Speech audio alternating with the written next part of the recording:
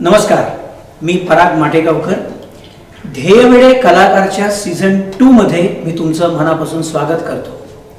रसिक हो, आता तुम्ही ज्या कलाकाराला गिटार वाजवताना बघितलं तो एक उत्तम म्युझिशियन आहे, म्हणजे उत्तम गिटारिस्ट आहे, पण त्याचबरोबर तो एक मॅजिशियन आहे. होय, मुद्दाम मॅजिशियन हा उल्लेख करतोय. तो एक उत्तम साऊंड इंजिनियर आहे. आपण प्रवास करताना तासन तास खूप छान छान आपल्या आवडीची गाणी ऐकत असतो. त्यात कसा वेळ जातो कळत नाही, पण ती गाणी छान होण्यामागे त्या गायक, गायिका, संगीतकार यांचा महत्त्वाचा भाग आहेच. पण त्याच्या मागे एक मोठा विषय म्हणजे साऊंड इंजिनिअरिंग. तर आज आपण भेटणार आहोत अशाच एका प्रख्यात साऊंड इंजिनियरला, त्याच मॅजिशियनला, ज्यांनी वीर झरा, फनाह, अग्निपथ, सैराट, नटरंग, बँड बाजा बारात या आणि अशा अनेक चित्रपटांकरता साऊंड इंजिनियर म्हणून महत्त्वाचा भाग त्यांनी निभावलेला आहे.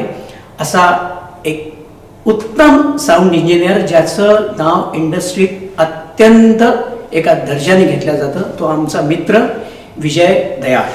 विजय, नमस्कार. विजय, तुझ्याबद्दल जाणून घ्यायचं आहे वगैरे म्हणणं फार चुकीचं आहे, कारण अनेक वर्षांपासून, म्हणजे काय 78-80 सालापासून वगैरे मला वाटतं आपली ओळख आहे. आणि तुझे आई बाबा घरोब्याचे संबंध, त्यामुळे मी असं म्हणेन विजय दयाळ हे काय समीकरण आहे हे आमच्या स्वरश्रीच्या सगळ्या रसिकांना कळावं. एक साऊंड इंजिनियर म्हणून काय एकंदर जॉब असतो, काय ते काम असतं, हे जनरल लोकांना माहिती नसतं, जे श्रोते लोक असतात. त्याबद्दल तुझ्याकडनं आज मुद्दाम हवं आहे. पण आपण तुझी सुरुवात तुझ्या अगदी स्ट्रगल पिरियडपासून करूया. आपण सगळे नागपूरचेच, तिथपासून मला तुझा प्रवास जाणून घ्यायला आवडेल. की मी तुला आता हे बघितलंय गिटार वाजवताना वगैरे, 10वी-12वीत असतानापासूनच तुला तो म्हणजे एक शौक होता. अजून अलीकडे पण, म्हणजे मला वाटतं मी ऍक्च्युली शिकायला सुरुवात केली आहे ती 8वीत असतानापासून. बरं. 8वी-9वीत असतानापासून. हां, पण मे बी प्रोफेशनली वाजवायला लागलो किंवा लोकांसमोर येऊन वाजवायला लागलो तेव्हा कदाचित मे बी असेल की 10वी-12वीत असेल, मी जेव्हा तू मला पहिल्यांदा गिटारिस्ट म्हणून बघितलं. करेक्ट. आणि सर्वप्रथम म्हणजे ह्या आधी मला एक सगळ्या रसिक प्रेक्षकांना सांगायचं आहे की परागचे धन्यवाद की त्यांनी मला या ध्येयवेडे कलाकारच्या एपिसोडला मला बोलवलं आहे. आणि त्याला आधी मी हेच विचारलं होतं की तुझं ध्येयवेडे कलाकार असं म्हटल्यानंतर लोकांना असं वाटू शकतं की अरे, परागनी आत्तापर्यंत सगळे मोठे मोठे कलाकार बोलवलेत, मग हा अचानक कुठून आला, असं व्हायला नको. काही लोकांना माहीत असेल नसेल, तर त्यामुळे माझं थोडंसं आधी असं हेजिटेशन होतं याबद्दल की अरे, ध्येयवेडे कलाकारमध्ये तू मला का बोलवतोयस. तेव्हा तू सांगितलं की नाही, मला माहिती आहे काय करायचं आहे आणि तू कितपत कलाकार आहेस आणि काय आहे हे मला माहिती आहे. एक्झॅक्टली. म्हणून तू मला बोलवलंस आणि त्याबद्दल तुझे आभार की मला या निमित्ताने रसिकांसमोर यायला मिळेल. आणि जसं तू म्हणालास की ऑडिओ इंजिनिअरिंग, साऊंड इंजिनिअरिंग हा किती महत्त्वाचा भाग असतो यातला, हे मला लोकांना सांगता येईल या माध्यमातून. ॲक्च्युली असं नाही की त्यांना माहीत नाही आहे, पण ॲटलिस्ट मी काय करतोय आणि मी कसा इथपर्यंत आलोय याच्यात ते सांगू शकतो. आणि तू म्हणालास की विजय, तुझ्याबद्दल आम्हाला काही सांग, तर हे बरोबर आहे की रसिक प्रेक्षकांकरता ते माझ्याबद्दल मी सुरुवातीपासून सगळं सांगणं गरजेचं आणि महत्त्वाचं आहे. पण तू जेव्हा पुढे बसून मला म्हणतोस की अरे विजय तुझ्याबद्दल सांग, तेव्हा मला एक असं फिलिंग आलं की अमिताभ बच्चन समोर बसून कोणीतरी त्याला शोलेची स्टोरी सांगताय. काय झालं माहिती का, एक ना वीरू असतो आणि एक जय असतो असं. तर तुझ्यासमोर मी माझ्याबद्दल काही सांगायचं, कारण मला आठवतं मी माझ्या बाबांबरोबर तुझ्या घरी यायचो तेव्हा मी 4-5 वर्षाचा होतो. तेव्हापासून तू जर का मला ओळखतोयस, तर इथे बसून मी तुला सांगायचं मी असं केलं, मी तसं केलं, मग मी गिटार वाजवत होतो, मग मी इंजिनियर झालो. So that sounds a little pointless, पण हे अगदीच बरोबर आहे की मला रसिक प्रेक्षकांकरता हे सांगायचं आहे. तर मी जसं तू म्हणालास तसं सुरुवात आपण करूया की नागपूरपासून माझी कशी सुरुवात झाली ॲज अ म्युझिशियन आणि कशी प्रगती होत इथपर्यंत आली. तू 12वी झाल्यानंतर मी असं ऐकलं की तुला खरं तर तेव्हाच खैरागड युनिव्हर्सिटीला जाऊन ग्रॅज्युएशन करायचं होतं, पण तिकडे न जाता तू नागपुरातच कॉमर्स ग्रॅज्युएट तू झालास Yes. आणि मग मुंबईचा प्रवास वगैरे राईट. त्याबद्दल. तर हो, जसं तू म्हणालास तसं तू मला आधी लहानपणापासून बघितलंय की म्युझिकमध्ये इंटरेस्ट, बाबांबरोबर सुद्धा जायचो त्यांच्या कार्यक्रमांना, भजनाला उशिरापर्यंत जागत. तर तो इंटरेस्ट होता. त्यानंतर मी प्रदीप पंच सरांकडे गिटार शिकायला लागलो. मला हार्मोनियम आधीपासून वाजवता यायची, पण मला एक त्या इन्स्ट्रुमेंटबद्दल एक खास उत्सुकता होती. तर एकदा माझे बाबा हार्मोनियम रिपेअर करायला तिकडे सीताबर्डी एरियात कुठेतरी ते दुकान होतं, तिकडे ते गेले होते. तर तिथे हार्मोनियम रिपेअर करायला टाकली, त्यांच्याकडे एक गिटार ठेवलं होतं. तर बाबांनी विचारलं हे काय आहे, तर म्हणाले हे कुठल्या तरी एका कस्टमरनी आणलं आणि त्यांना हे विकायचं आहे. तर बाबा म्हणाले की अच्छा हे विजय करता घ्यायला हवं, आणि ते गिटार घरी घेऊन आले. मला अचानक म्हणजे it was like a pleasant surprise की आउट ऑफ नोवेअर अचानक माझ्या पुढे एक गिटार आलं, ज्या इन्स्ट्रुमेंटबद्दल मला फारशी उत्सुकता होती आधी, अगदी खूपच जास्त होती. तर ते इन्स्ट्रुमेंट माझ्या हाती आलं आणि मग मी घरच्या घरी ते प्रॅक्टिस करायला लागलो. मग मला वाटतं माझ्या 8वीच्या परीक्षेनंतर बाबा मला प्रदीप पंचकडे घेऊन गेले आणि म्हणाले की हे वाद्य तू प्रॉपरली शिक, नुसतं हातात आलं ते काही वाजवत सुटू नकोस. आणि प्रदीप पंच सरांना सांगितलं की हा उन्हाळ्याच्या सुट्टीमध्ये आलेला एक स्टुडंट नाही आहे जो 4 गाणी वाजवायला तुमच्याकडून शिकेल जाईल, याला प्रॉपर गिटार शिकवा. म्हणजे प्रसंगी तुम्हाला वाटलं तर याला तुम्ही मारून जरी त्याला शेपअप केलं तरी चालेल, एवढी मी तुम्हाला परमिशन देतो, पण याला सिरियसली म्युझिक शिकवा. तर तेव्हा प्रदीप पंच सरांच्या लक्षात आलं की हा उन्हाळ्याच्या सुट्टीमध्ये गिटार शिकायला आलेला स्टुडंट नाही आहे. तर त्यांनी अगदी खास माझ्यावर लक्ष देऊन, नशीब असतं आपलं की आपल्याला चांगला गुरु मिळणं, कारण ते जे आपलं तेव्हा जो काही आपला शेप घडत जातो तोच पुढे आयुष्यभर कामी येतो. तर तिकडे चांगला गिटार शिकायला मिळाला आणि पुढे कालांतराने मी स्वरसुमनांजीला. पण त्याच्या आधी तू अर्थात जे म्हणालास की मला खैरागड युनिव्हर्सिटीमध्ये बी म्यूज करायला जायची खूप इच्छा होती. त्यात तिथे मी का नाही गेलो यात एक 2-3 गोष्टी नंतर माझ्या लक्षात आल्या. कारण मी 8वी-9वी पासून गिटार शिकायला सुरुवात केली होती आणि गिटार हे इन्स्ट्रुमेंट निवडल्यामुळे, जरी बाबांनी मला इंडियन क्लासिकलचं थोडंफार ट्रेनिंग दिलं, क्लासिकलचं म्हणजे नॉट दॅट की he was a classical singer first of all, पण त्यांना बऱ्यापैकी डिसेंट नॉलेज होतं त्याबद्दलचं, तर ते मला थोडंफार शिकवायचे ते. पण गिटार हातात आल्यामुळे पॅरलली मी प्रदीप पंच सरांकडे गेल्यामुळे मला वेस्टर्न म्युझिक आणि त्याचं ट्रेनिंग जास्त झालं माझं. त्यामुळे एक महत्त्वाची गोष्ट होती की खैरागड युनिव्हर्सिटीमध्ये जे इन्स्ट्रुमेंट्स होते बी म्यूज करायला, तेव्हा व्होकल होतं, तबला, व्हायलिन आणि सितार होता एका बरोबर, असे काही टिपिकल इंडियन इन्स्ट्रुमेंट्स होते. करेक्ट. तर तरीही मी तो विचार केला, म्हटलं हे तरीही ठीक आहे, आपल्याला हरकत नाही शिकायला जायला कुठलं तरी इन्स्ट्रुमेंट घेऊन. तर मी 12वी नंतर खैरागड युनिव्हर्सिटीला, तेव्हा असं ईमेल एक्सचेंज वगैरे असा काही प्रकार नव्हता, तर मी प्रॉपर ॲप्लिकेशन मेल केली होती त्यांना. तर त्यातून त्यांचं उत्तर आलं की या वर्षीच्या ॲडमिशन्स क्लोज झालेल्या आहेत, तुम्हाला उशीर झाला आहे, तर तुम्ही पुढच्या वर्षी ट्राय करू शकता. मग आई म्हणाली की तू 1 वर्ष असंच वाया घालवशील, त्यापेक्षा तू 12वी तुझं कॉमर्स झालं आहे, ग्रॅज्युएशनची सुरुवात कर, पुढच्या वर्षी काय होईल ते बघूया. म्हणून मी माझं कॉमर्स ग्रॅज्युएशनचं शिक्षण पुढे कंटिन्यू केलं आणि दुसऱ्या वर्षीपर्यंत मग माझं असं झालं होतं की गिटारमध्ये अजून जास्त मी खोल गेलो होतो. मग आता पूर्ण परत नव्याने एक इन्स्ट्रुमेंट शिकायचं, बी म्यूज करायला तिकडे जायचं. बाबांचं म्हणणं होतं की तू तिकडे राहशील, तो एक वेगळा खर्च, 2 वेगळ्या एस्टॅब्लिशमेंट्स होतात, एक मध्यमवर्गीय फॅमिलीला ते तेवढं परवडण्यासारखं नसतं. म्हणून सगळ्या गोष्टींचा विचार करून, अर्थात मी जायचं आहे म्हटलं असतं तर बाबांनी काहीही करून मला पाठवलं असतं, आई बाबांनी दोघांनी, पण मला असं वाटलं की हे जे सुरू आहे तेच सुरू ठेवावं असं मला वाटतं. म्हणून समहाऊ ते खैरागड युनिव्हर्सिटीला नशिबात नव्हतं लिहिलं, म्हणून जाता नाही आलं, म्हणून मी तिकडे नाही गेलो. पण एक बरं झालं एका दृष्टीने की स्वरसुमनांजलीला एक छान गिटारिस्ट आणि मेंडोलिन प्लेअर तेव्हा मिळाला होता.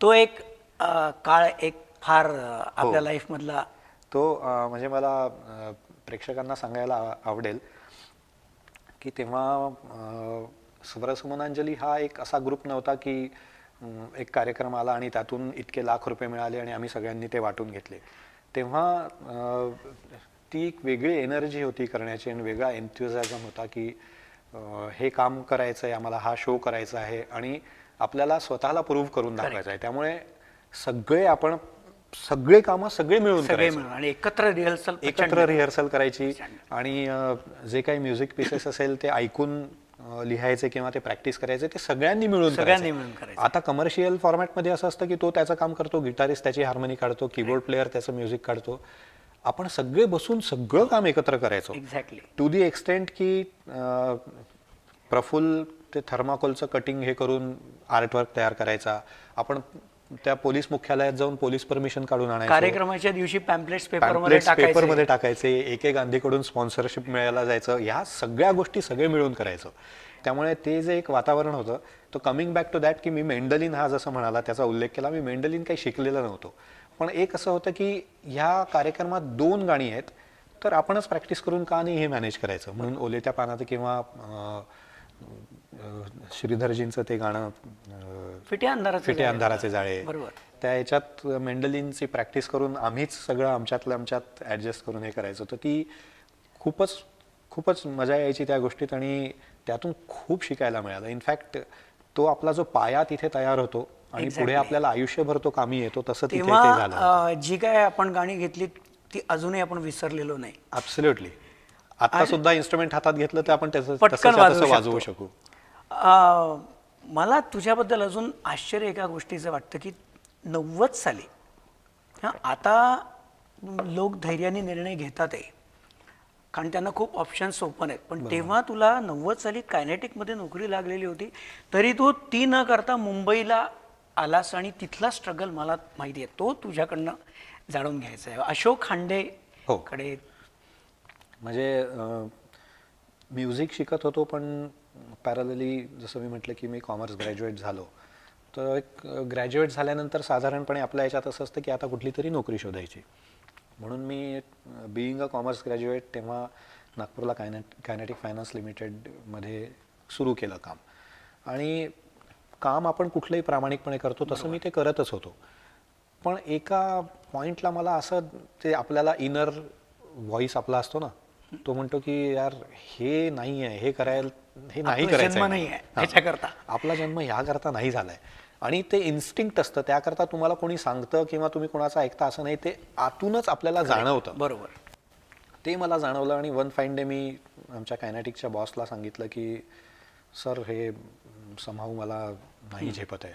म्हटलं तुम्ही मला मुंबईला ट्रान्सफर द्याल का कायनेटिक फायनान्स लिमिटेडमध्ये. मला वाटतं त्यांनी त्यांच्या परीने प्रयत्न केला ते होण्याचा, पण तेव्हा ते काही जमलं नाही फॉर सम रिझन.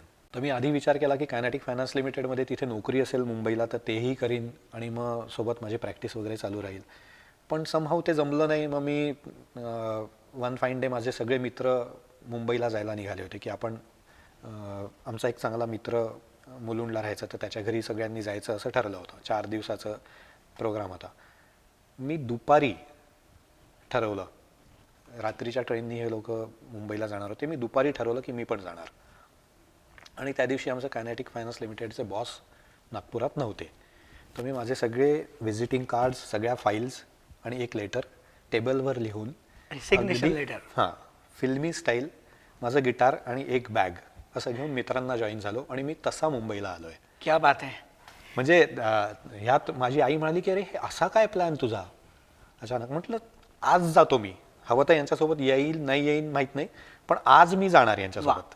म्हणून मी त्या दिवशी गेलो. एक मला मोठं बेस स्टेशन होतं मुंबईला. माझा मित्र विशाल जोशी तेव्हा राहायचा आणि तेही मूळचे नागपूरचे, त्यामुळे जोशी काका आणि ते सगळे अगदी फॅमिली रिलेशन्स. तेव्हा त्यांनी म्हटलं होतं की तू आमच्या घरी ये, राहा, विशाल आणि तू खूप चांगले मित्र आहात, तुम्ही सोबत काय प्रयत्न करायचे ते करा. त्यामुळे एक तो मोठा आधार होता. गेल्या गेल्या मी विशालकडे तिकडे सेटल झालो. अशोक खांडेकडे मग अप्रोच कसा झालास? तिथूनच त्याचं कंटिन्युएशन तिथे आहे की विशालकडे मग मी राहायला सुरुवात केली. मला आईने सांगितलं ठीक आहे तुझी इच्छा आहे हे करायची तर तू कर, 3 वर्ष तुझ्या हातात आहेत अजून. 3 वर्ष तुला समजा तिथे काही साध्य नाही झालं तर तू परत ये आणि कुठली तरी गव्हर्नमेंटची नोकरी किंवा चांगली नोकरी इथे कर, कारण 25 नंतर आपल्याला नोकरी मिळत नाही. त्यामुळे तुला काहीतरी त्याचा निर्णय घ्यावा लागला. सुदैवाने मला तशी वेळ माझ्यावर आली नाही आणि 3 वर्षाच्या आतच मी तिथे सेटल झालो. नागपूरचाच एक मित्र होता, मुलुंडला राहायचा मी म्हटलं, त्याच्या शेजारी राजू आठवले नावाचा माझा त्याचा एक मित्र होता, तो चौरंगमध्ये होता. हां करेक्ट, मला आता माझी त्याची ओळख झाली आणि तो म्हणाला की अरे हा गिटार खूप छान वाजवतो राजू. तर तो राजू खूप एन्थुझियास्टिक होता. चल चल तुला मी अशोकला भेटून देतो. म्हणून मी अशोकला भेटलो. दीनानाथला कार्यक्रम होता आणि मी अंधेरीला राहायचो तेव्हा. तर दीनानाथला मी गेलो कार्यक्रम बघायला. अशोक म्हणाला बस कार्यक्रम बघ.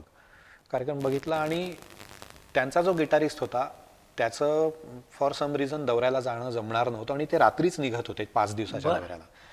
तर तो म्हणाला अशोक मला असा असा प्रॉब्लेम आहे बँकेचा, तर मी येऊ शकणार नाही.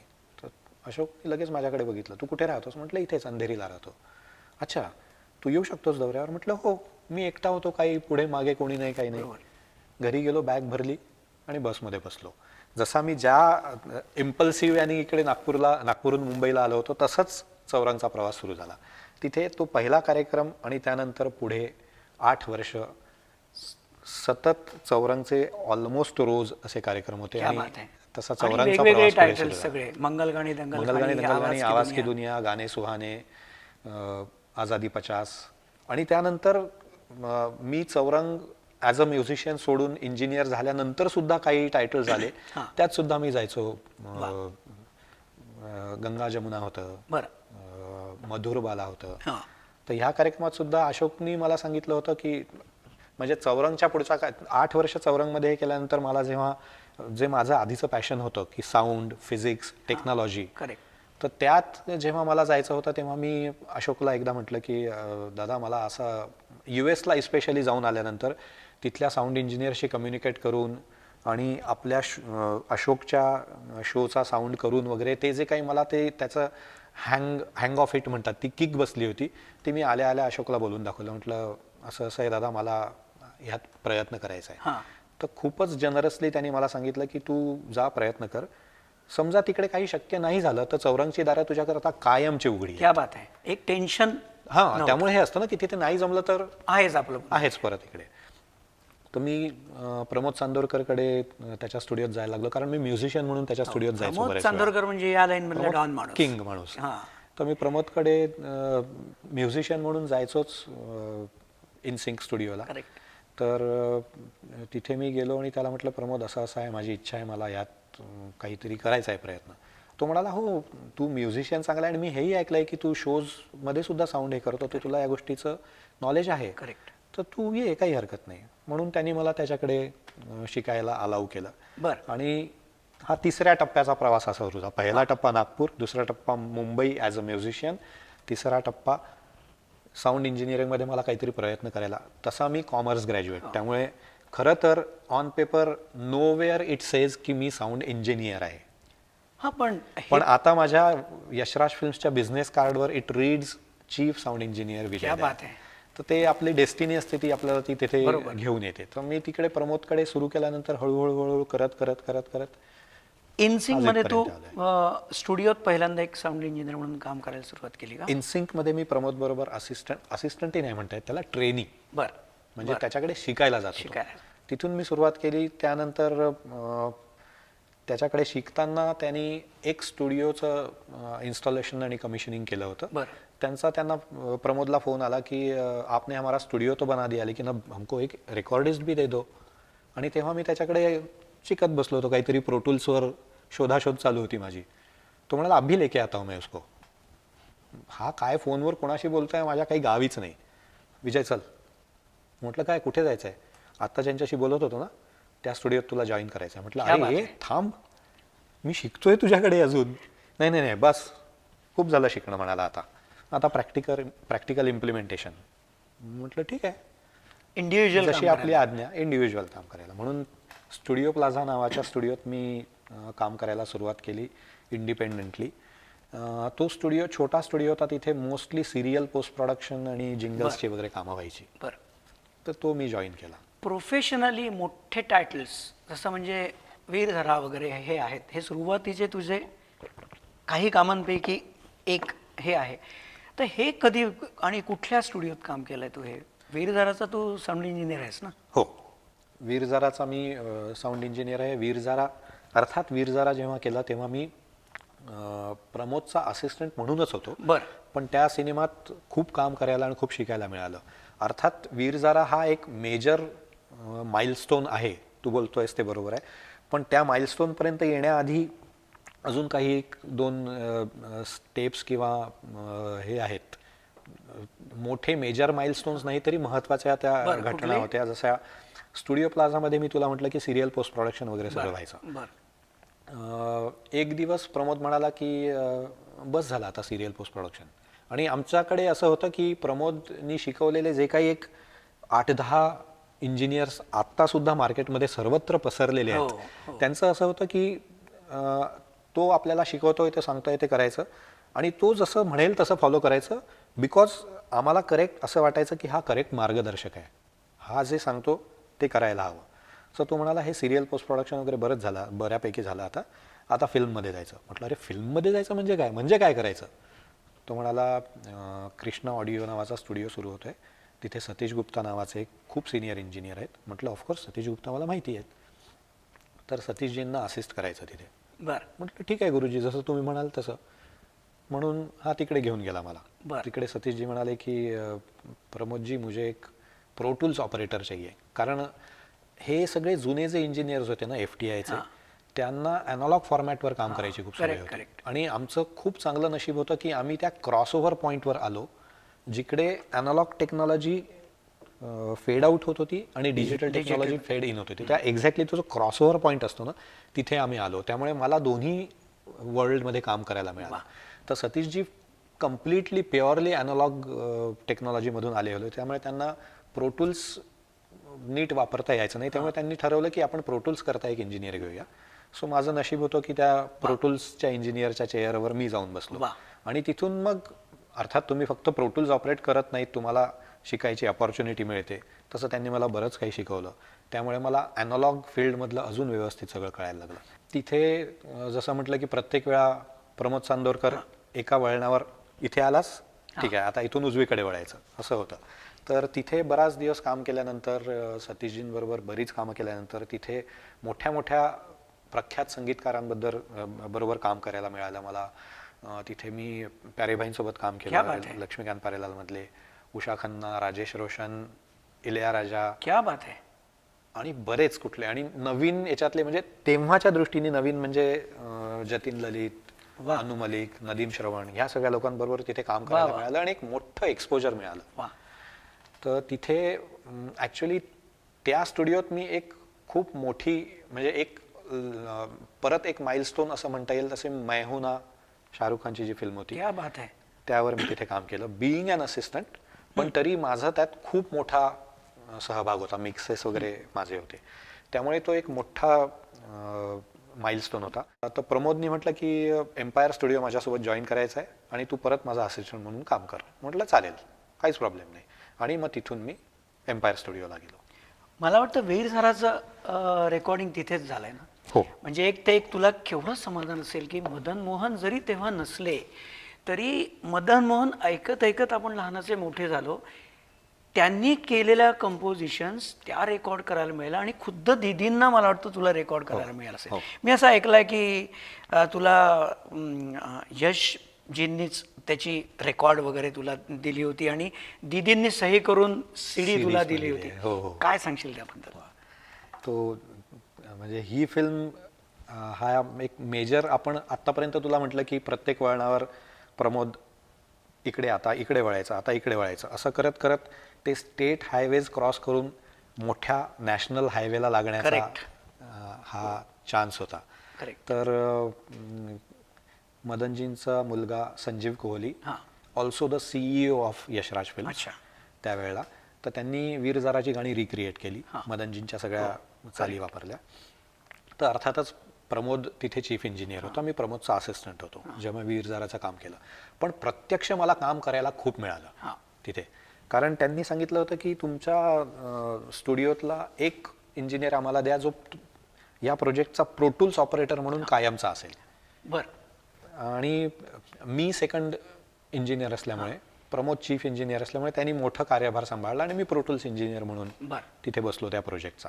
त्यामुळे मला खूप काम करायला मिळालं, प्रत्यक्ष दीदींना रेकॉर्ड करायला मिळालं, यशजींशी कम्युनिकेशन, मदनजींच्या बद्दल किस्से डायरेक्ट त्यांच्या मुलांच्या तोंडून ऐकायला, तासनतास बसून गप्पा मारायच्या, दिवसभर 8 तासात 5 तास गप्पा आणि 3 तास काम, असं आम्ही अनेक वेळा केलंय तिथे. आणि त्या गप्पा पण कोणाशी, तर यशजी, दीदी, संजीवजी आणि आम्ही. क्या बात आहे. आणि प्रमोद चांदोरकर माझा सिनियर, मी, आणि त्या प्रोजेक्टचे अपॉइंट केलेले इंजिनियर म्हणून दमन सूद. वा, अजून काय पाहिजे. म्हणजे दमन सूद तेव्हाचे टॉप आणि विजय दयाळ आत्ताचा टॉप, हे एकत्र तेव्हा बसलेले होते. क्या बात आहे. आणि खूप अभिमान वाटतो विजय तुझ्याबद्दल. मला पण. म्हणजे आपल्याला असं वाटतं ना कधी की कधीतरी आपल्याला असं वाटतं की अरे, do I really deserve all this, की आपण खरंच इथे बसलोय आणि आपण डिझर्व करतो. नशीब, आपण कितीही मेहनत केली, माणूस मेहनत करतो सगळं मान्य आहे, पण त्याला तेवढी नशिबाची साथ सुद्धा लागते. कारण माझ्यासारखे मेहनत करणारे अजूनही असतील. ठीक आहे, आपली म्हणतात की 90% मेहनत लागते आणि 10% नशीब लागतं, तर ती माझ्या मते तेवढी मेहनतही आणि स्ट्रगल आपण केलंय, त्यामुळे शेवटी केलेली मेहनत कधी वाया जात नाही. तर ते तो प्रोजेक्ट रेकॉर्ड झालं. 8 महिने लागले पूर्ण वीर जारा हे प्रोजेक्ट करायला. तेव्हा आम्ही एम्पायर स्टुडिओजमध्ये होतो. आणि ते प्रोजेक्ट जेव्हा चालू होतं तेव्हाच यशराज फिल्म्सचा स्टुडिओ सुद्धा बनत होता. बरं, त्याच प्रश्नावर मी येणार होतो की तू एम्पायर मधून इंडिव्हिज्युअली यशराजमध्ये काम कधी करायला लागलास. तर हो, तर तो बरोबर हाच लिंक्ड विषय आहे. याच्या आधी त्या सीडी आणि याचा किस्सा सांगतो मी. म्हणजे असं आपल्याला त्यांच्याबरोबर काम करून कसं आपले रिलेशन्स तयार होतात आणि कोणाला असा विचारही करता येईल का की मी वीर जाराच्या सीडीज आल्या आणि आम्हाला संजीवजींनी सीडी दिली, विजय, दिस सीडीज आर फॉर यू म्हणून काहीतरी 5-10 सीडीजचा बॉक्स दिला. आणि मी आनंद, माझा मेहुणा जो आहे आनंद डबरे, जो स्वरलता स्टुडिओमध्ये इंजिनियर आहे, तर त्याच्याशी बोलता बोलता अचानक कळलं की दीदी स्वरलता स्टुडिओमध्ये रेकॉर्डिंगला आले आहेत आता. म्हटलं अरे, त्यांना सांग की मी येतोय, मला या सीडीवर ऑटोग्राफ हवा आहे त्यांचा. तर मी माझ्या स्टुडिओतून निघून तिथे जाईपर्यंत दीदी वाट बघून निघाल्या होत्या, त्यांच्या गाडीत बसल्या होत्या. आणि गाडी सुरू होणार तेवढ्यात मी माझ्या बाईकवरून उतरलो आणि त्यांच्या कारसमोर जाऊन उभं राहिलो. क्या बात आहे. अरे, काय म्हणताय तुम्ही? म्हटलं मला या सीडीवर ऑटोग्राफ हवा आहे. थांबा थांबा, असं इथे कारमध्ये नाही, मी येते म्हणून परत त्या कारमधून उतरल्या, स्टुडिओत आत गेलो. तिथे त्यांनी छान त्याच्यावर खूप अतिशय प्रेमपूर्वक मेसेज आणि लता मंगेशकर अशी सही केली. नागपूर पासून केलेले कष्ट त्या दिवशी त्याचं सार्थक झाले. आणि यशजींनी LPचा सेट दिला, रेकॉर्ड्स. कि बेटा तुम LP सुनते हो? मतलब सर मेरे पास अभी रिकॉर्ड प्लेयर नहीं है, लेकिन मेरे को बहुत शौक है, मेरे पास काफ़ी सारा कलेक्शन है. अच्छा, फिर मैं तुमको कुछ एक अच्छी चीज़ देता हूँ, असं म्हणून त्यांनी रेकॉर्ड्स मला वीर जाराच्या दिल्या. क्या बात आहे. 3 LPचा सेट. हो, 3 LPचा सेट. मग यशराज स्टुडिओत तू कसा आलास? वीर जाराचं काम जेव्हा एम्पायर स्टुडिओमध्ये सुरू होतं, तो साधारणपणे 8 महिन्याचा काळ, मी म्हटलं तुला 8 महिने लागले त्या पूर्ण प्रोजेक्टला. तेव्हाच यशराज फिल्मचं मोठं कॉम्प्लेक्स तयार होत होतं, जिथे शूटिंग फ्लोअर्स, त्यांचं ॲडमिनिस्ट्रेटिव्ह ऑफिस आणि रेकॉर्डिंग स्टुडिओज हे सगळं सुरू होतं. सगळ्या, म्हणजे अर्थात मुंबईतल्या सगळ्या इंजिनियर्सना माहीत होतं की हे प्रोजेक्ट सुरू आहे, तिकडे कोण जाणार, असं वगैरे सगळा विषय चालायचा. वीर जाराचं काम करत असताना या लोकांनी कदाचित हेरलं असणार की हा माणूस करेक्ट वाटतोय आपल्याकरता, म्हणून त्यांनी मला विचारलं. प्रोजेक्ट संपल्यानंतर वीर जारा रिलीज होत होता मला वाटतं तेव्हाच. यांनी विचारलं की Vijay, we are coming up with our studio, so would you like to join us as an engineer. क्या बात आहे. भारतात क्वचित, म्हणजे मला वाटतं कोणीतरी असं कोणीच नसेल असा इंजिनियर की जो त्याला नाही म्हणेल.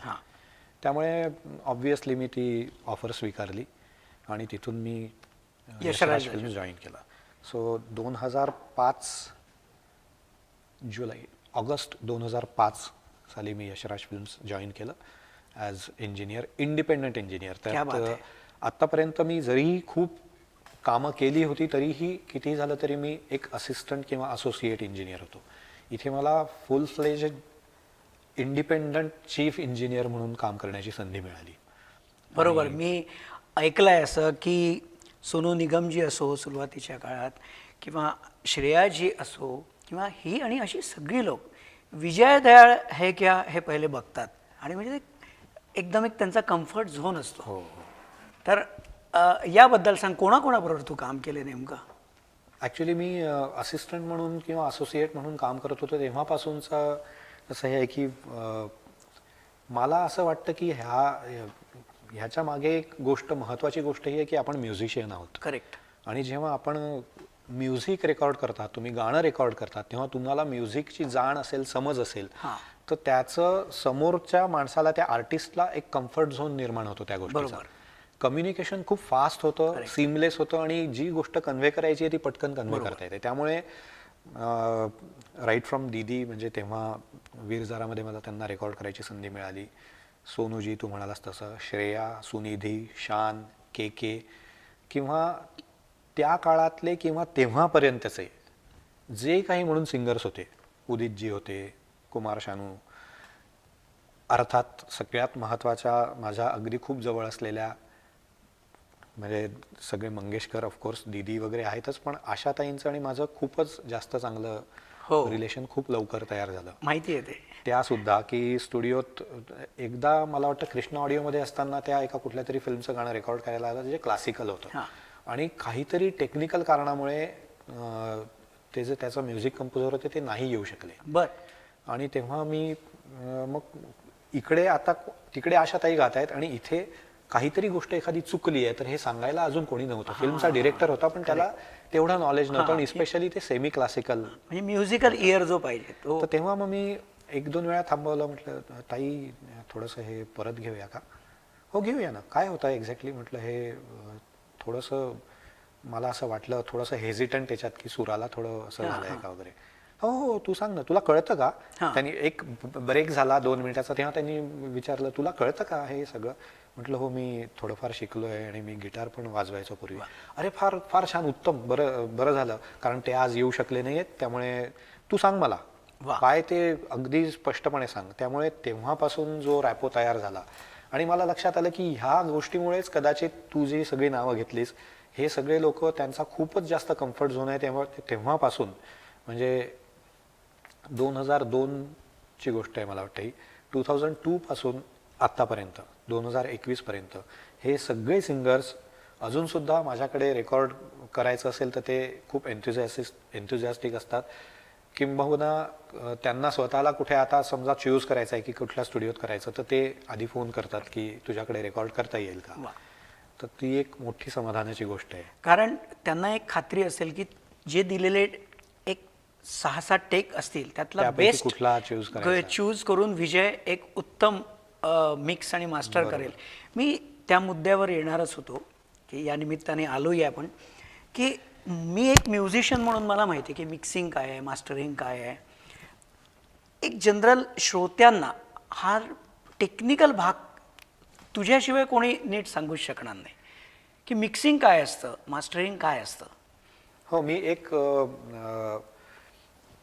म्युझिशियन किंवा गायक किंवा कलाकार आणि इंजिनियर आणि टेक्नॉलॉजी आणि साऊंड आणि यामधला एक थोडासा दुवा म्हणून स्वतःला मी हे कदाचित चांगलं एक्सप्लेन करू शकेन असं मला वाटतंय. कारण की ही खूप टेक्निकल गोष्ट आहे. आपण मिक्सिंग, मास्टरिंग वगैरे हे शब्द, रेकॉर्डिंग, मिक्सिंग, मास्टरिंग हे शब्द खूप कॉमनली वापरले जातात. आता स्पेशली आधी फक्त रेकॉर्डिंग हेच एक होतं, गाणं रेकॉर्ड करायचं आहे. बरोबर. आता हे मिक्सिंग आणि मास्टरिंग हे सुद्धा अजून एक आलंय. बऱ्याच वेळा लोक ते चूक इंटरप्रेट सुद्धा करतात की त्यांना नक्की मिक्सिंग काय आणि मास्टरिंग काय हे बऱ्याचशा लोकांना कळत नसतं. पण ठीक आहे, म्हणजे ते काही एवढं हे नाही की अरे आपण असं नाही म्हणू शकत अरे तुला हे कळत नाही, तो काय आपल्याला 8वीत शिकवलेला विषय नसतो. बरोबर. त्यामुळे ते साहजिक आहे. पण आधी कसं व्हायचं की रेकॉर्डिंग म्हणून असं म्हणलं जायचं त्याला, कारण एका स्टुडिओमध्ये, एका मोठ्या स्पेसमध्ये 50, 60, 70, 80 म्युझिशियन्स, एक गायक, म्युझिक डायरेक्टर, हे सगळे एकत्र उभे राहून तो रेकॉर्डिस्ट ते गाणं एका शॉटमध्ये, एका रनमध्ये रेकॉर्ड करायचा. ते रेकॉर्डिंग जे होतं ते रेकॉर्डिंगच तिथेच त्याची प्रोसेस संपायची, मिक्सिंगची पण. कारण रेकॉर्ड करत असतानाच तो जे काही फेडर्स अप डाऊन करून ती लेवल ठरवायचा, ती तिथे फायनल लॉक व्हायची. तीच तुमच्या रेकॉर्ड्सवर जायची, कसेट्सवर जायची तीच तुमच्या फिल्मला जायची आणि सगळीकडे ते एक मोनो किंवा स्टिरिओ मिक्स जायचं. Correct. त्याच्यावर पोस्ट प्रोडक्शन, नंतर मिक्सिंग, त्याचं 5.1 स्टिरिओ, MP3 असं काहीही नव्हतं. म्हणजे टू स्टार्ट विथ अगदी आधी ऑप्टिकलवर गाणं रेकॉर्ड व्हायचं. करेक्ट. आपल्या सगळ्या लोकांना मॅग्नेटिक टेप हे बऱ्यापैकी माहित Correct, असतं की मॅग्नेटिक टेपवर रेकॉर्ड व्हायचं. त्याच्या आधी ऑप्टिकलवर रेकॉर्ड व्हायचं. बरोबर. मॅग्नेटिक टेपवर तुम्ही काही भाग इरेज करून परत त्यावर री रेकॉर्ड करू शकता. ऑप्टिकल एकदा एक्सपोज झाली की ती वाया गेली. बरोबर. त्यामुळे आधी ऑप्टिकलवरच डायरेक्ट व्हायचं. त्यामुळे त्याच्यावर हे सगळे सोपस्कार करणं शक्यच नव्हतं. त्यामुळे एकदा गाणं रेकॉर्ड झालं ते फायनल. त्यामुळे रेकॉर्डिंग ही टर्म होती. त्यानंतर असं झालं की मल्टी ट्रॅक रेकॉर्डर आला. आधी हे सगळे जे व्हायचं ते एका मोनो ट्रॅकवर किंवा स्टिरिओ ट्रॅकवर रेकॉर्ड व्हायचं. सगळे म्युझिशियन्स जे वाजवत आहेत ते त्यांच्या मायक्रोफोन मधून मिक्सर मध्ये जाणार. मिक्सर मधून 2 किंवा 1 in case of mono, 2 in case of stereo त्या टेपवर राईट होणार. ते परमनंटली तसे झाले. LR stereo. बरोबर. त्यानंतर असं झालं की मल्टी चॅनल रेकॉर्डर्स आले. Multi channel tape recorders. जसं मी म्हटलं आधी मोनो होतं त्यावर एकच ट्रॅक व्हायचा. त्यानंतर लेफ्ट राईट स्टेरिओ आलं ज्याच्यावर 2 ट्रॅक्स व्हायचे. त्यानंतर 4, 8 अशी प्रगती होत होत फायनली अॅनालॉग फॉर्मॅटवर मल्टी ट्रॅक रेकॉर्डिंग व्हायचं 24 ट्रॅक्स. करेक्ट. स्टुडरचा आधी आपल्या कॅसेटमध्ये तुम्ही जर का ती टेप ओढून काढलीत बाहेर तर त्याची क्वार्टर इंच स्टुडिओच्या फॉर्मॅटमध्ये असते. क्वार्टर इंच पेक्षाही छोटी टेप असते. तर प्रगती होऊन मॅग्नेटिक टेप रेकॉर्डिंग इतकं पुढे गेलं की त्या टेपची विड्थ 2 इंच असायची. सो त्याला 2 इंच 24 ट्रॅक रेकॉर्डर म्हणायचे. तर त्या 2 इंची पट्ट्यावर 24 भाग केलेले असतात. आणि त्या हेडवर जे रेकॉर्ड करतं आणि प्लेबॅक करतं त्याच्यावर 24 रेकॉर्डिंग पॉइंट्स असायचे. Magnetic recording points. तर त्यानंतर असं झालं की तुम्ही वेगवेगळ्या वेळेला वेगवेगळ्या म्युझिशियन्सना किंवा किंबहुना एकाच वेळेला पण वेगवेगळे म्युझिशियन्स वेगवेगळ्या ट्रॅकवर रेकॉर्ड करण्याचं फ्रीडम आलं. करेक्ट. की रिदम एकीकडे, सतार एकीकडे, व्हायलिन्स एकीकडे, सगळे सेपरेट करता येतील. गायक एका वेगळ्या ट्रॅकवर. याच्या आधी सुद्धा अजून एक गोष्ट होती की 2 इंच सुद्धा म्हणजे 2 ट्रॅक असताना सुद्धा मध्ये पंच करण्याची सोय नव्हती. म्हणजे पंच करण्याची सोय म्हणजे टेप रेकॉर्डरला क्विकली खूप टेक्निकल असल्यामुळे जास्त डीप नाही सांगत. एक प्लेबॅक हेड असतं आणि एक रेकॉर्ड हेड असतं. करेक्ट. तर त्या टेपवर एक हेड असतं जे मॅग्नेटिक इन्फॉर्मेशन रेकॉर्ड करतं. करेक्ट. आणि एक हेड असतं ते त्याच्यावरची रेकॉर्ड केलेली इन्फॉर्मेशन प्लेबॅक करतं आणि आपल्याला ते ऐकायला येतं. बरोबर.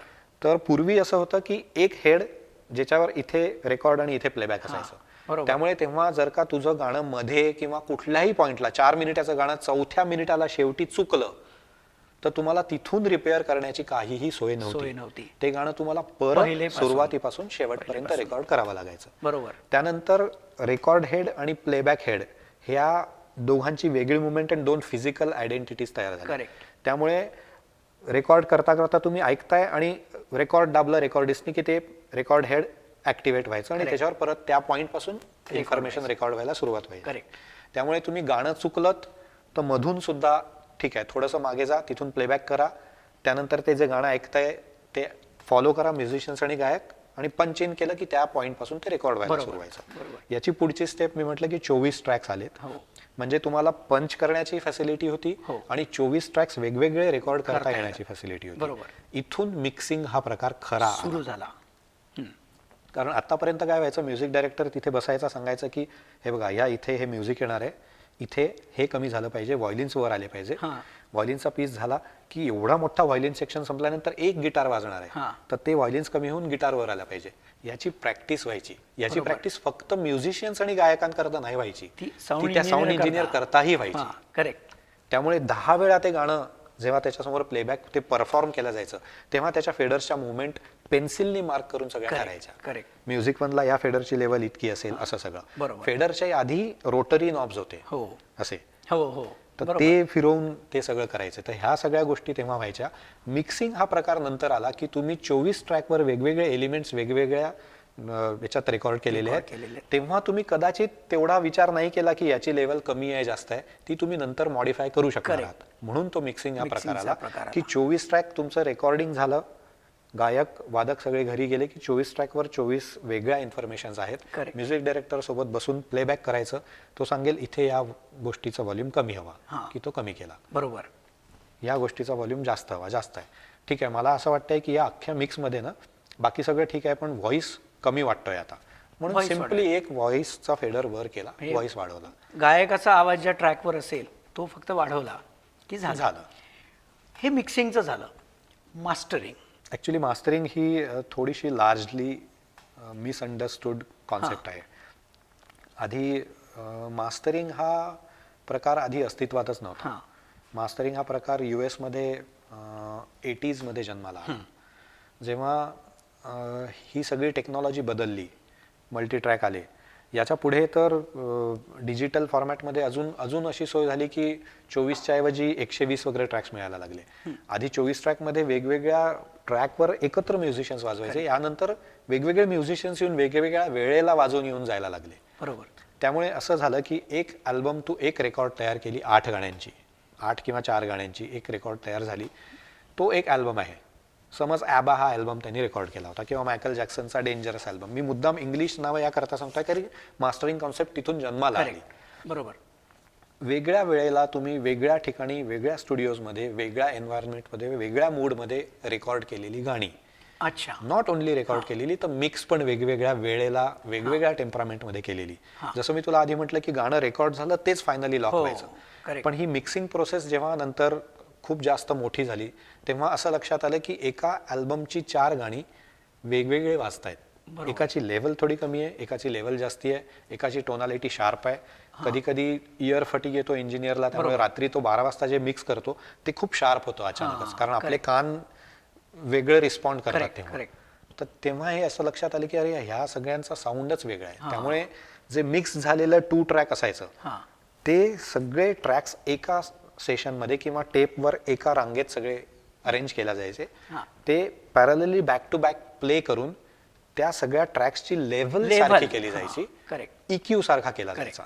त्यामुळे तो जेव्हा तुम्ही सलग एक कॅसेट किंवा रेकॉर्ड ऐकाल तेव्हा it should sound like an album. एक भले ते 4 वेगवेगळ्या ठिकाणी रेकॉर्ड तरी ते एक पर्टिक्युलर अल्बमचा साऊंड त्याला येईल, ही संकल्पना होती, म्हणून मास्टरिंग अस्तित्वात आलं. अजून एक प्रकार म्हणजे ऑटो ट्यूनर आजकाल सुरू झालाय. म्हणजे याबद्दल तू सांग. ऑटो ट्यूनर लोक बरेच लावतात. ऑटो ट्यूनर मी असं लोक म्हणतील की ते असं असायचं ना पूर्वी आपल्या दूरदर्शनवर इंटरव्ह्यूज व्हायचे, कुठलाही प्रश्न विचारला की हा प्रश्न तुम्ही फार छान विचारलात असं नाही, पण हा खरंच छान प्रश्न आहे, कारण याचा आधीचाही प्रश्न मी तुला म्हटलं की हा करेक्ट प्रश्न आहे की मास्टरिंग. तर तसं नाही, पण हा खरंच त्याही प्रश्नापेक्षा चांगला प्रश्न आहे, कारण ह्याचं मला थोडंसं एक्सप्लेनेशन द्यायचं आहे की ऑटो ट्यूनचा वापर म्हणजे वाईटच हो ना असं नाही आहे टू स्टार्ट विथ. बरं. ह्याच माझं स्टेटमेंटवर इथे पॉज करून मला शिव्या द्यायला सुरुवात करू नका, कारण ह्याच्या पुढे याचं बरंचसं एक्सप्लेनेशन आहे. एखाद्या गायकाकरता, खूप भयंकर वाईट गायकाकरता ऑटो ट्यून वापरून त्याला अगदी असं ठोकून करेक्ट शेपमध्ये आणून प्रेझेंट करणं आणि म्हणणं हा गायक आहे, हे चूक आहे. करेक्ट. प्रत्येक टेक्नॉलॉजी जशी डेव्हलप होत गेली प्रत्येक क्षेत्रात, फक्त आपल्याच क्षेत्रात नाही, तर त्या टेक्नॉलॉजीचा यूज आणि मिसयूज हे दोन्ही सुरू झालं. करेक्ट. तर तुम्ही हे सगळे टूल्स आणि हे सगळ्या गोष्टी, ही टेक्नॉलॉजीचा यूज कसा करता आणि मिसयूज कसा टाळता हे तुमच्या हातात असतं. यूज कसा होतो? तर हा झाला मिसयूज की कुठल्या तरी एका ऍक्टरनी गाणं गायचं आणि म्हणायचं मैं और सोनू निगम इसमें कुछ फर्क नहीं है, हो मेरा भी गाना हिट होता है. हे चूक आहे. हा मिसयूज ऑफ टेक्नॉलॉजी. करेक्ट.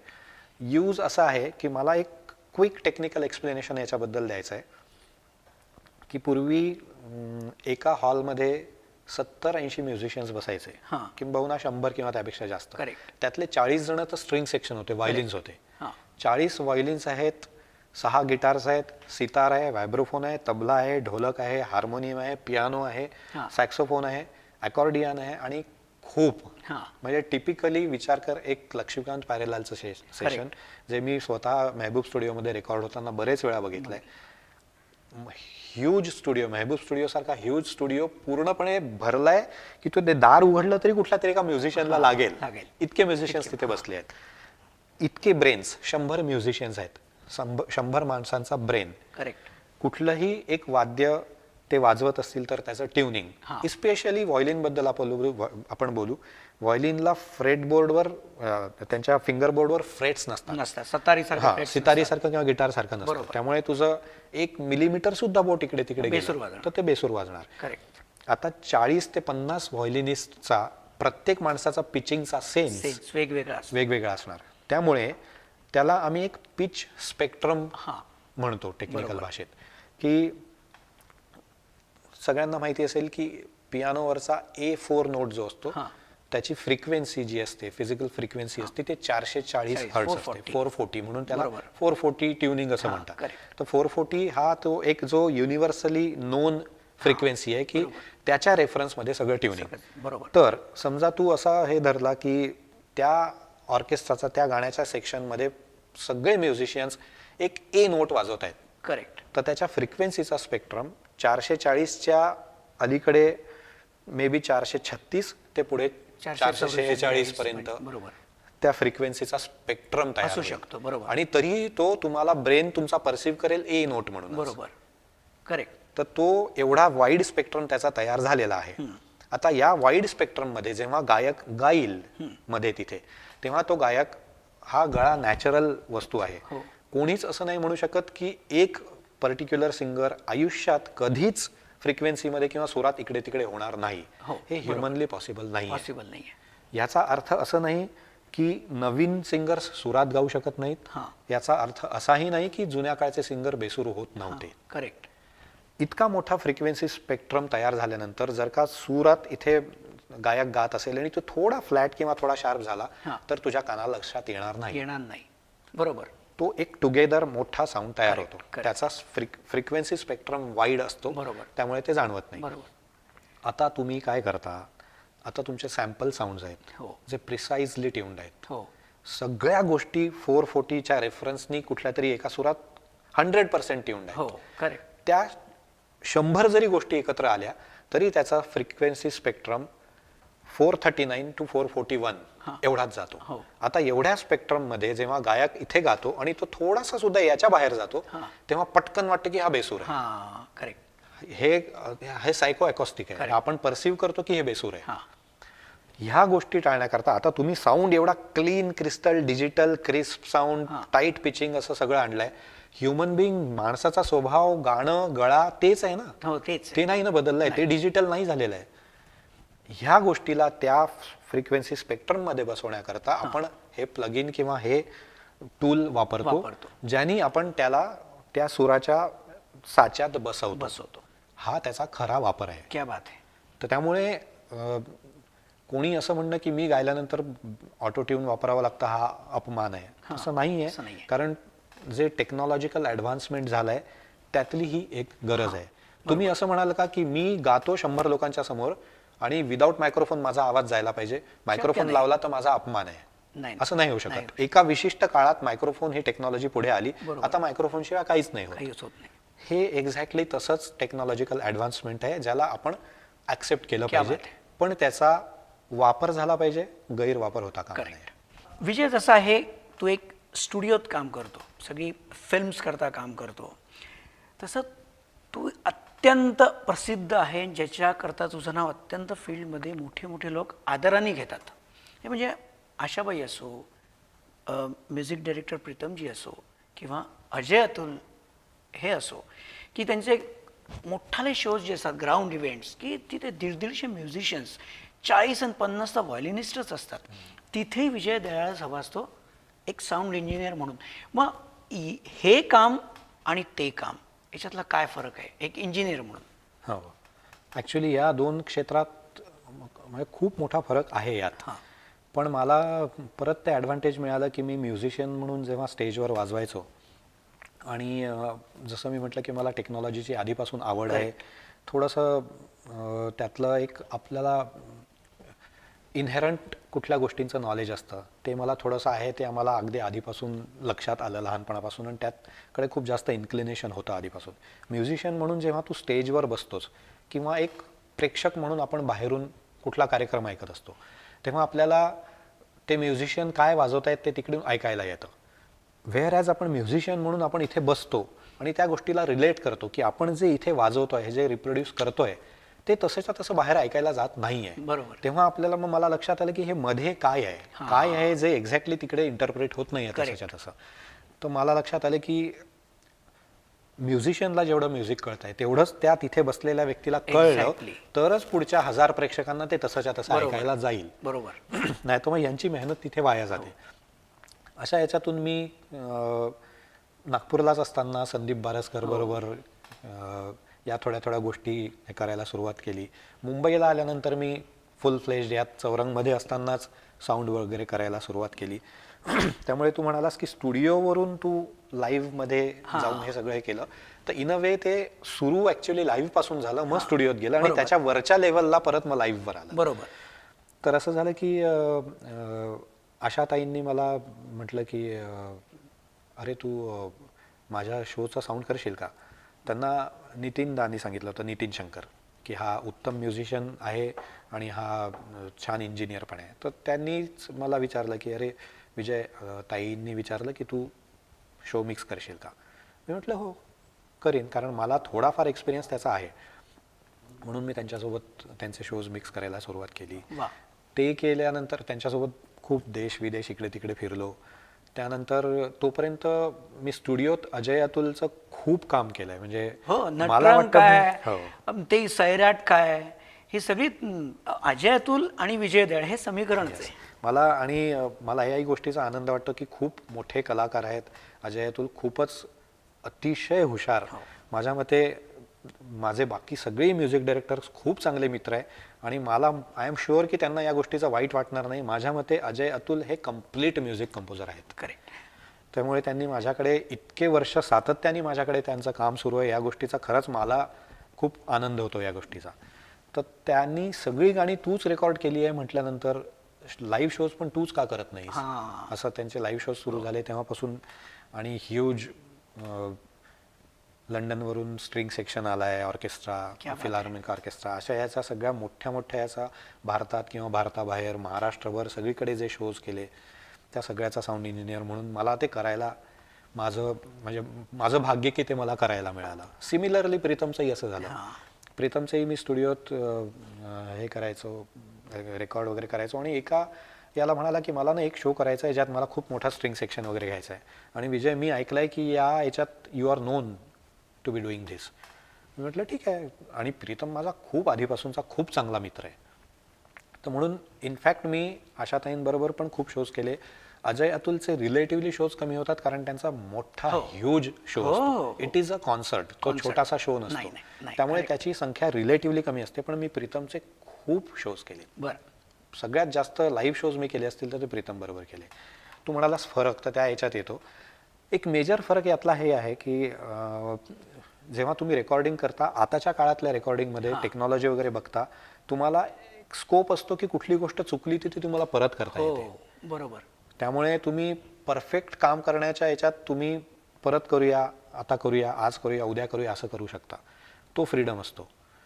पण लाईव्हमध्ये काय असतं, एक क्षण गेला की तर तो गेलाच. एक शिट्टी वाजली की सगळे 150 म्युझिशियन्स तिकडे बसतात, 5000 ऑडियन्स इंजिनियरकडे बघतात. त्यामुळे कोणीतरी एखादी वाईट अर्वाच्य शिवी आपल्याला देणं सुद्धा एक वेळ पचतं. पण ते शिटी वाजलेली परवडत नाही. तर त्यामुळे तो एक मेजर फरक आहे की इथे तुम्हाला खूप अलर्ट राहावं लागतं. एक क्षण गेला तो गेला, त्यामुळे तुम्हाला 100% प्रत्येक सेकंदाला द्यावं लागतं. ह्यातला एक छोटा ॲडव्हान्टेज हे आहे की शो झाला आणि एक क्षण गेला, तो गेला, चुकलं तरी तो परत गेला. करेक्ट. ते तो परत येत नाही. रेकॉर्डिंगमध्ये, स्टुडिओमध्ये अजून एक गोष्ट आहे की तुम्ही एक गोष्ट आता जी करताय ती आयुष्यभर पुढे ऐकल्या जाणार आहे. बरोबर. त्यामुळे ती परफेक्ट व्हायला हवी. तर दोघांचेही फायदे आणि दोघांचेही तोटे आहेत. आत्ता तू अजय अतुल किंवा प्रीतमजी, आशाताई यांचा सगळ्यांचा हे आणि अशी सगळीच लोक, सोनूजी असो, श्रेयाजी असो, सगळ्यांचा उल्लेख केलास. यांची गाणी हिट झाली, कुठे वाजले की 12, झिंग झिंग झिंगाट, शेकडो लोक नाचत असतात, काय बिलकुल दंग झालेली असतात. गायकाला खूप आनंद मिळतो, ते लोक अवॉर्ड्स घेऊन जातात. तुलाही आत्तापर्यंत शेकडो अवॉर्ड्स तुला मिळालेले आहेत. मी तुझ्या घरी आल्यानंतर असंख्य बाहुल्या बघतो मी, गोल्डन, ब्लॅक आणि अशा कुठल्या कुठल्या सगळ्या. म्हणजे मी गमतीने म्हणतोय की बहुतेक त्यांना जर ट्रॉफी कमी मिळाली तर विजय देवळाकडे येऊन तात्पुरती यांना द्या. तुला अवॉर्ड्स हे तर मिळतातच आहे, पण तुला एखादं गाणं हिट झालं, जसं झिंगझिंग झिंगाट हिट झालं, ते हिट झालेलं गाणं तू मिक्स मास्टर केलेलं असतं, तू रेकॉर्ड केलेलं असतं, तेव्हा तुझी ते ऐकताना तुझी भावना काय असते नेमकी? हां, ॲक्च्युली हे जे आहे गमतीदार प्रश्न आहे हा. कारण तू म्हणालास की जसं गायकाला समजा एक गाणं कुठे लाऊड वाजत असेल आणि एन्जॉय करत असतील लोक आणि ती व्यक्ती तिथे पोचली तर अरे यांनी हे गाणं गायलंय, करेक्ट. तो एक वेगळा आनंद असतो. तो तसा आम्हाला कदाचित मिळत नाही. पण म्हणजे मी समजा गेलो एखाद्या ठिकाणी, लाऊड हे गाणं वाजत असेल, लोक नाचत असतील, मी तिथे गेलो तर म्हणजे हे बाजूला लाव, आम्हाला नाचू दे, असं होईल. पण एका टेक्निशियनची तशी अपेक्षा सुद्धा नसते की लेमॅननी आपल्याला ओळखावं. म्हणून ते बिहाइंड द सीन्स म्हणतात, ते पडद्यामागचे कलाकार तसे ते असतात. आणि आम्हाला तसं राहायला आवडतं पण, की आमच्या फटर्निटीमधले लोक आम्हाला ओळखत असतील तरी तेवढं पुरेसं आहे. त्या पडद्यामागच्या कलाकारांचं काय कॉन्ट्रीब्युशन असतं हे आज या निमित्ताने लोकांना कळावं, म्हणून तुझा इंटरव्ह्यू मी बरोबर. नाही, या गोष्टीचा खूप आनंद होतो.